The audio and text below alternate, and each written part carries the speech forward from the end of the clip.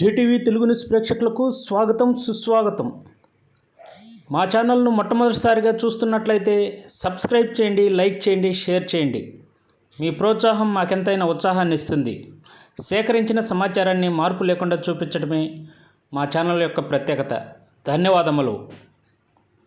వివరాల్లోకి వెళ్తే, నెల్లూరు జిల్లా కావలి పట్టణం ముసునూరులోని టీడీపీ నియోజకవర్గ కార్యాలయంలో టీడీపీ, జనసేన, బీజేపీ ఉమ్మడి అభ్యర్థి అయినటువంటి దగ్గుంబాటి వెంకట కృష్ణారెడ్డి అలియాస్ కావ్య కృష్ణారెడ్డి నామినేషన్ సందర్భంగా నియోజకవర్గంలోని జనసేన, బీజేపీ, టీడీపీ నాయకులు, కార్యకర్తలు పెద్ద సంఖ్యలో చేరుకొని ఆయనకు విషెస్ తెలియజేశారు. ఈ నామినేషన్ ప్రక్రియ కార్యక్రమంలో భాగంగా శుక్రవారం ముందుగా ఏర్పాటు చేసిన సమావేశంలో భాగంగా టీడీపీ జాతీయ ప్రధాన కార్యదర్శి బీదా రవిచంద్ర, మలిశెట్టి వెంకటేశ్వర్లు, జీడీడీ దివాకర్, టీడీపీ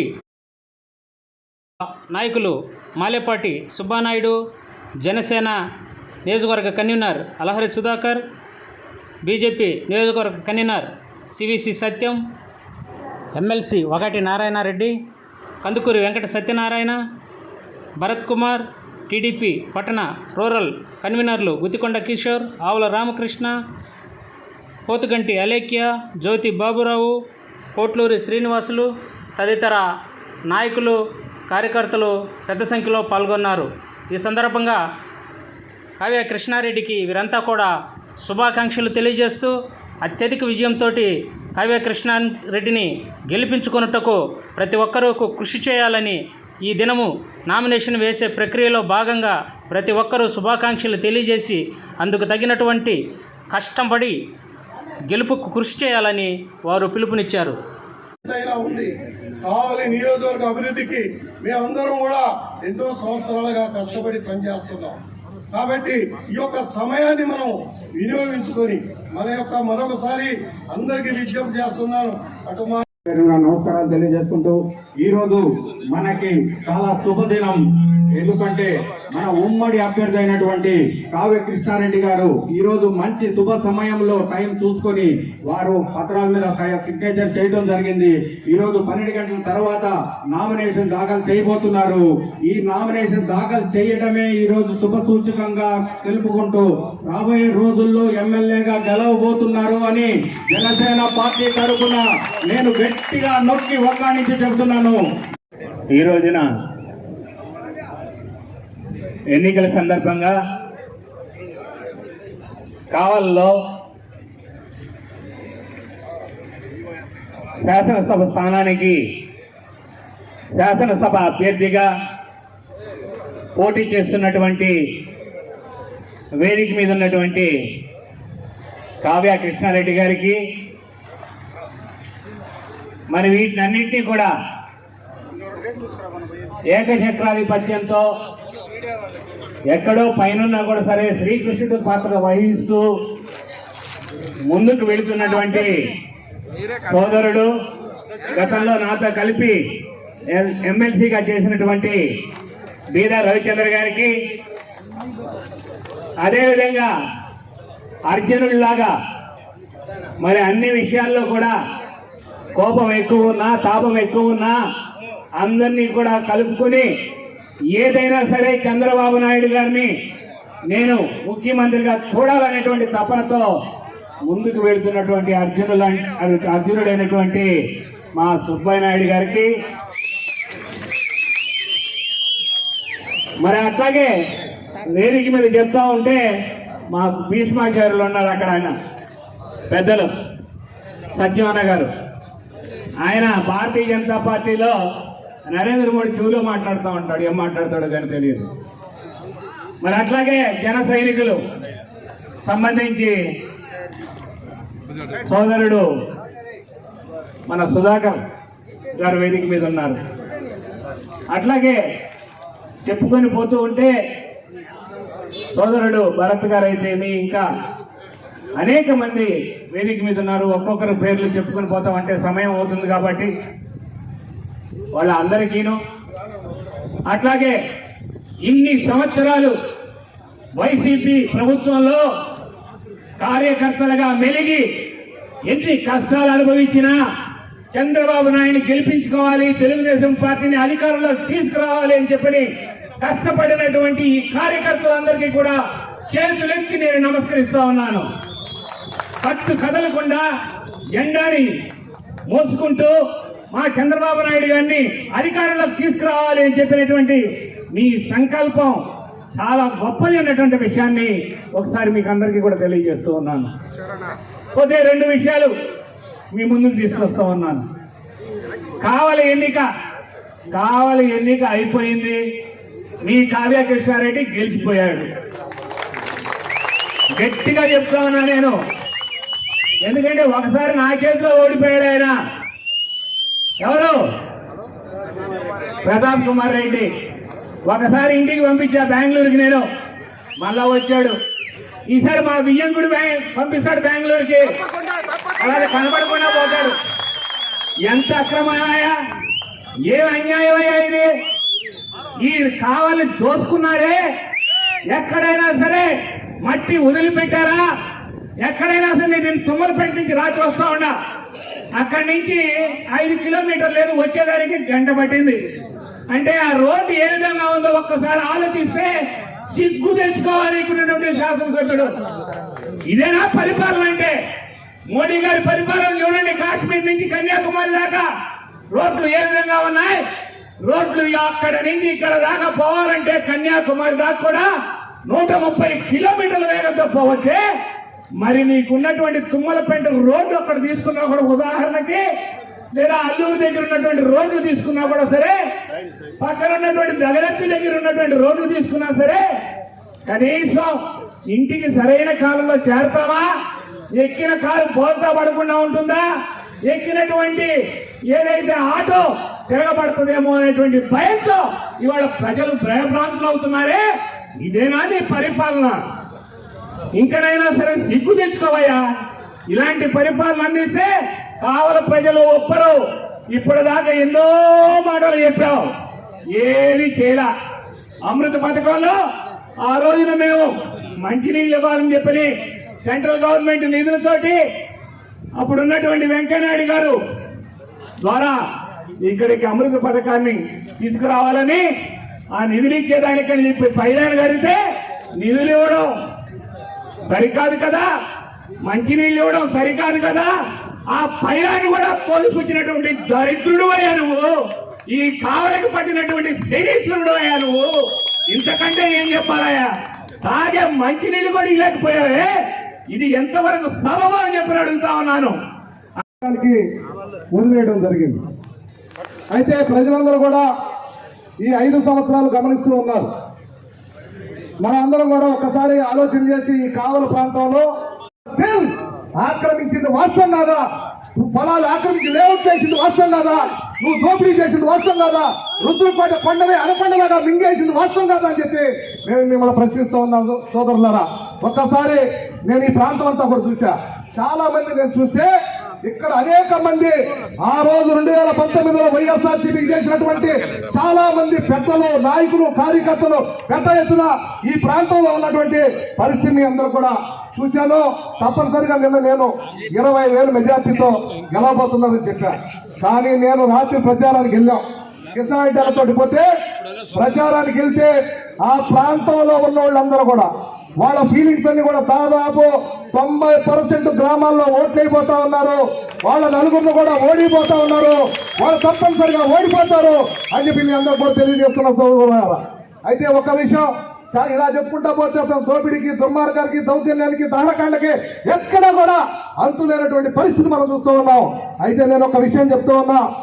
ఈ రోజు కృష్ణారెడ్డి గారి గురించి మీకు 2 విషయాలు. నేను దాదాపు 35 సంవత్సరాల నుంచి కృష్ణారెడ్డి గారితో నాకు పరిచయం ఉంది. చాలా కలిసి తిరిగాం. ఈ రోజు మీరు అందరూ అనుకోవచ్చు, దాదాపు వేల సంఖ్యలో ఈ ప్రాంతంలో అవతల వ్యక్తి వేసినప్పుడు మనం ఎందుకు నామినేషన్ చేయలేదు అని చెప్పి చాలా మందికి మీ అందరూ కూడా డౌట్ ఉండొచ్చు. కృష్ణారెడ్డి గారు ఒక ప్లాన్ చేస్తే, ఒక విధానం ఆలోచన చేస్తే ఆ ఆలోచనలో ఒక గొప్ప విషయం, ఒక గొప్ప ఆలోచన ఏదో ఉందని మనందరం కూడా భావించాలని చెప్పి మిమ్మల్ని అందరూ కూడా కోరుతూ ఉన్నా. ఎందుకంటే మంచి ప్లాన్ చేయగలడు, మంచి ఆలోచనతో ముందుకు పోగలడు. ఎందుకంటే అనేక విషయాలు నేను ఆయన దగ్గర కూడా కొన్ని విషయాలు నేను తెలుసుకోవడం జరిగింది. అందువల్ల మీ అందరూ కూడా చెప్తున్నా, ఈ యొక్క మర్మంలో తప్పనిసరిగా ఒక ఆలోచనతో ముందుకు పోతున్నటువంటి మీ అందరూ కూడా తెలియజేస్తున్న సోదరులారా, రాబోయేటటువంటి రోజుల్లో మీ అందరూ కూడా కృష్ణారెడ్డి గారు ఎక్కడి నుంచి వచ్చారు, యాడ్ నుంచి వచ్చారని చెప్పి ప్రశ్నలు చేస్తున్నారు. తెలిసి తెలియని మాటలు మాట్లాడుతూ ఉన్నారు. కృష్ణారెడ్డి గారు కష్టపడి ఒక లెక్చరర్ గా, ఒక స్టూడెంట్ లైఫ్ నుంచి లెక్చరర్ గా అనేక వ్యాపారాలు చేసుకుంటూ వచ్చినటువంటి వ్యక్తి కృష్ణారెడ్డి గారు. ఈ రోజు నిజాయితీ పరుడు కృష్ణారెడ్డి ఈ వైపు ఉంటే అవినీతి పనులు ఆ వైపు ఉన్నారు. ఒకవైపు ఎమ్మెల్యే అభ్యర్థి, ఎంపీ అభ్యర్థి, ఒకవైపు నిజాయితీ పనులు ఉంటే వైఎస్ఆర్సీపీ తరఫున ఈ రోజు ఎంపీ అభ్యర్థి రాజధానులన్నీ కూడా కొట్టేసి విశాఖపట్నాన్ని మార్చేసి అక్కడ దోపిడీ దుర్మార్గం చేసి ఈ రోజు ప్రాంతంలో ఉన్న వాళ్ళందరూ కూడా ఆయన వెనకాల ఉంటారని చెప్పి మీ అందరూ కూడా తెలియజేస్తున్నా. ఆయన బయటికి రాకపోవచ్చు, బహిరంగ సభల్లో మాట్లాడి విపరీతంగా తిరగపోవచ్చు. ప్రతి నిమిషం ఈ నియోజకవర్గం ఎలా గెలవాలి, ఎలా ఉండాలని చెప్పి ఆలోచనతో ముందుకు పోయేటటువంటి వ్యక్తి రవిచంద్రన్న. చాలా మంది సుబ్బారాయుడు అన్న దగదత్తిలో మంచి మెజార్టీ పోతా ఉన్నాడు. చాలా మంది ఇక్కడ ఉన్నటువంటి దివాకర్ అన్న కావచ్చు, చాలా మంది పెద్దలు ఉన్నారు. అందరూ కూడా భారతీయ జనతా పార్టీ, జనసేన నాయకులందరూ కూడా సమయం తక్కువ ఉంది కాబట్టి ఇప్పటికే చాలా మాట్లాడాను. రాజకీయాల్లోకి వచ్చారు. అప్పుడు మేము కుటుంబ సభ్యులు అందరం కలిసి ఒక నిర్ణయం తీసుకున్నాం. బతికినంత కాలం, జీవించినంత కాలం కృష్ణారెడ్డి గారిని సపోర్ట్ చేస్తూనే ఉండాలి, ప్రొటెక్ట్ చేస్తూనే ఉండాలి. అలాగే నేను 7 రాష్ట్రాలకి, క్రిస్టియన్ సంస్థలకి, తమిళనాడు, ఆంధ్ర, ఒరిస్సా, బెంగాల్, బీహార్, తెలంగాణ, జార్ఖండ్కి నేను ఒక పెద్ద అధికారిగా పనిచేస్తున్నాను. నాకు ఎవరు ఆశీస్సులు నేను ఎప్పుడు ఆశించలేదు. పొలిటికల్గా కూడా నేను ఎప్పుడు ఎవరి దగ్గరికి వెళ్ళలేదు. కానీ కృష్ణారెడ్డి గారి ప్రేమ, వారి మంచితనం నాకు చాలా కాలం నుంచి తెలుసు. వారి ఎంత ఒబిడియంట్ అనేది తెలుసు నాకు. ఎప్పుడైతే ఆలోచించాను, కావలి పట్టణానికి, నియోజకవర్గానికి మంచి నాయకుడు కావాలి, ఒక రాజు కావాలి. ఆ రాజు ఎవరు అన్నప్పుడు చంద్రబాబు నాయుడు గారు తీసుకున్న డెసిషన్ చాలా మంచిది. కృష్ణారెడ్డి గారిని ఎమ్మెల్యేగా డిసైడ్ చేయడం అనేది నేనైతే చాలా సంతోషపడ్డాం. చాలా ప్రేయర్ఫుల్గా మేము ఉన్నాం. కానీ ఈరోజు ఉదయం 7:30కి వచ్చాను నేను వారి ఇంటికి.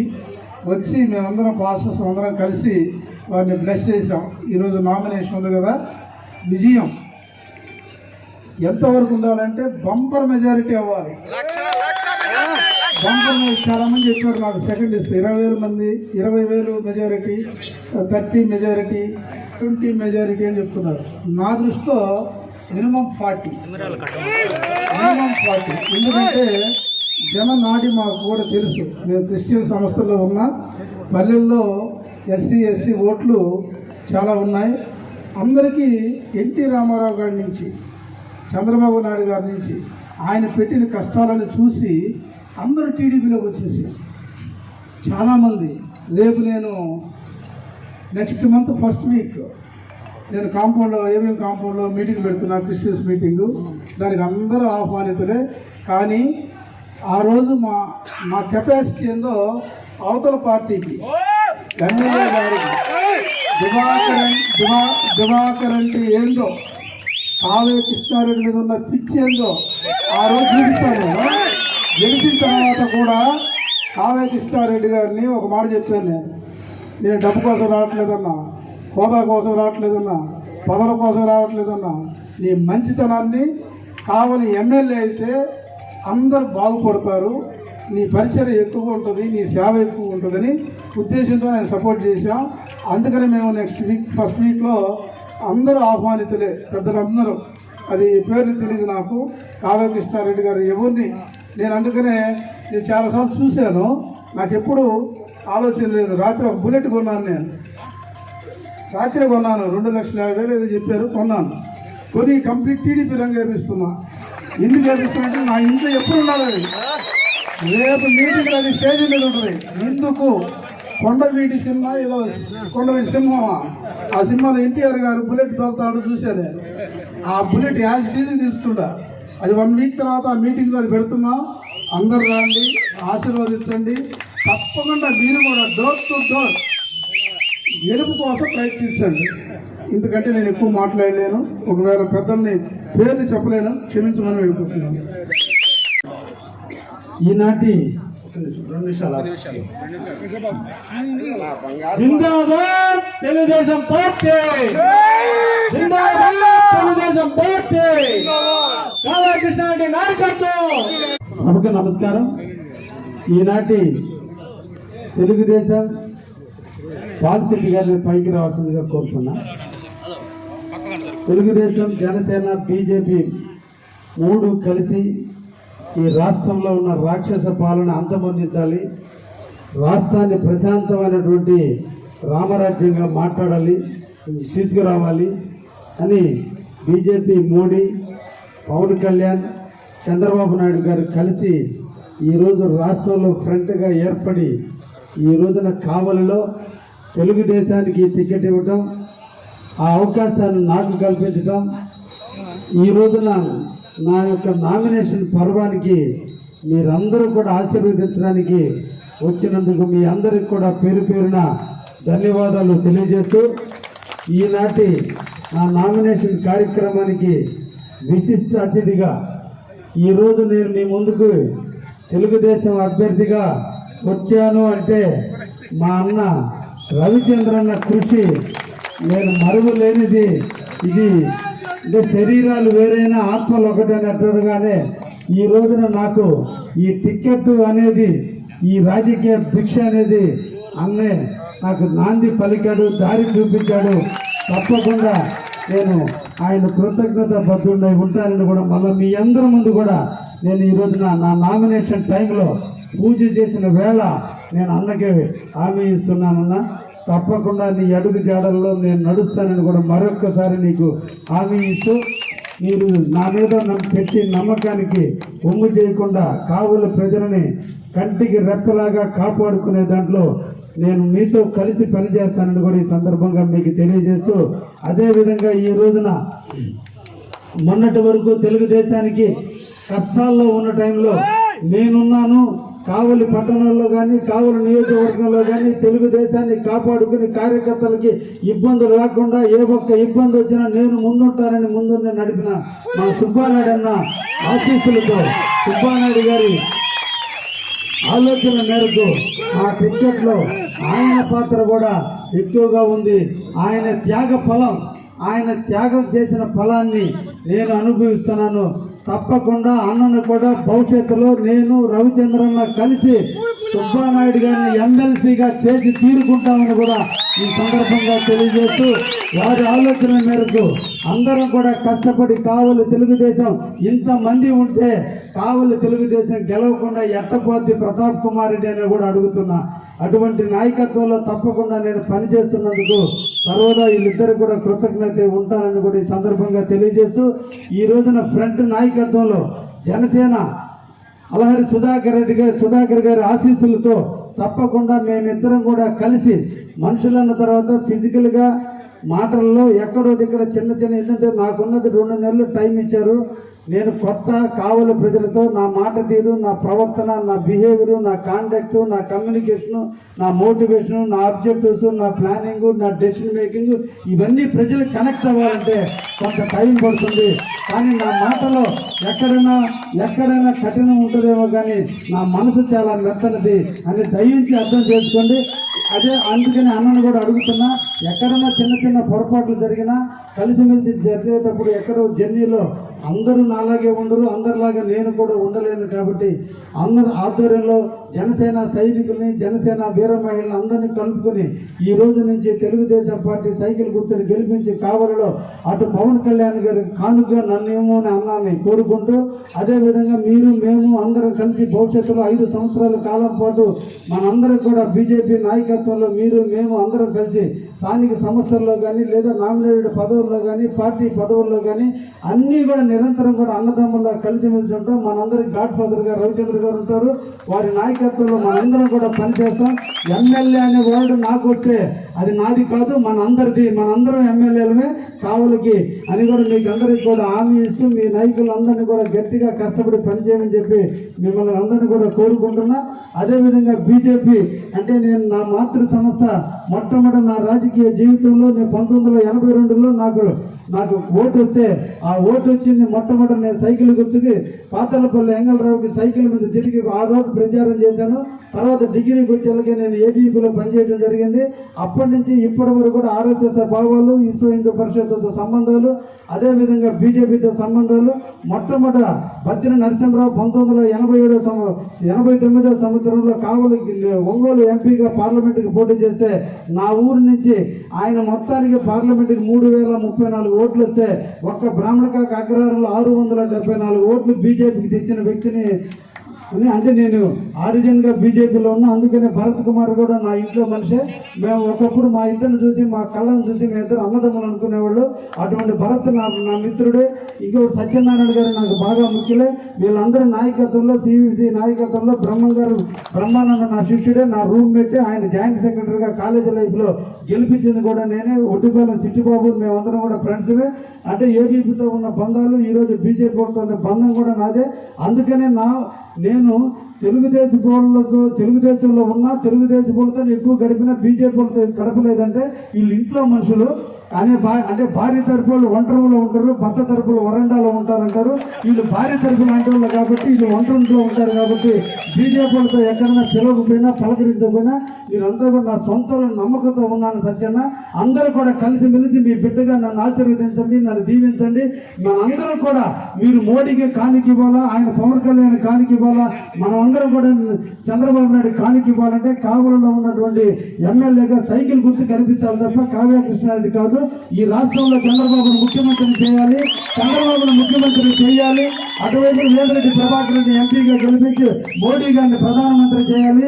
అందరి లక్ష్యం ప్రతిపక్షంలో ఉన్నప్పుడు అందరూ ఇళ్లలో పడుకొని నిద్రపోయే టైంన రోడ్డు మీద గుంటలు నేనే పూడుస్తానన్న పవన్ కళ్యాణ్ నిరంతరం జగన్ చేత ఎన్ని కేసులు, ఎన్ని ఇబ్బందులు పడ్డా జగన్ అడ్డం తిరిగి ప్రతిపక్ష నాయకుడిగా పౌరుషాన్ని పెంచి ప్రజల్లో చైతన్యం తెచ్చిన వ్యక్తి పవన్ కళ్యాణ్. వాళ్ళందరి మనోభావాలను మనందరం కూడా గౌరవించి అందరం కూడా కలిసిమెలిసి అటు మోడీ నాయకత్వాన్ని, పవన్ కళ్యాణ్ గారి నాయకత్వాన్ని, తెలుగుదేశాన్ని అందరం కూడా కలిసిమెలిసి అందరం కూడా గెలుచుకున్నాడే. ఈ గెలుపు నా ఒక్కరిది కాదు, మన అందరిది కూడా అనేటువంటి విషయాన్ని కూడా మీ అందరికి కూడా తెలియజేస్తూ ఈ రోజున మీరు అందరూ కూడా నన్ను ఇక స్టేజ్ మీద చాలా మంది ఉన్నారు. అందరూ నా సహోదరులే, అందరూ నా మిత్రులే, స్నేహితులే, అందరూ కూడా నాకు సుపరిచితులే. ఇంతమంది కష్టార్జితంలో రేపటి నా గెలుపు నా ఒక్కరిది కాదు. ఇంతమంది కష్టార్జితంతో గెలిపే తప్ప ఇది నా ఒక్కరిది కాదు. మీ అందరు కష్టపడితే తప్ప నేను గెలిచే కాదు. కాబట్టి మీరందరూ కూడా ఉండేది ఇంక 20 రోజులు మాత్రమే. మనందరం కూడా క్యాన్వాస్ చేయాల్సిన టైం. తప్పకుండా ఈ 20 రోజులు రేత్రింబోళ్ళు కష్టపడి పనిచేయాల్సిన బాధ్యత ఉంది. ఈ కావలి నియోజకవర్గంలో ప్రజలు తలుపు తడితే తెలుగుదేశానికి ఓటేయడానికి సిద్ధంగా ఉన్నారు. మనం పోయి పలకరిస్తే ఓటేయడానికి సిద్ధంగా ఉన్నారు. మనం పోయి మేము ఉన్నామని నమ్మకాన్ని కల్పిస్తే ఓటేయడానికి సిద్ధంగా ఉన్నారు. ఈ కావలి రాక్షస పాలన, ఈ కావలిలో ఉన్న పోలీసుల భయం, ఈ కావలిలో ఉన్న అరాచకాలు, ఈ కావలిలో దుర్మార్గులు ఇంతమంది కలిసి బెదిరించినందువల్ల ప్రజలు ఇప్పుడు కూడా మేము ఓటేస్తామయ్యా మమ్మల్ని పేరు పెట్టి పిలవద్దు అంటున్నారు.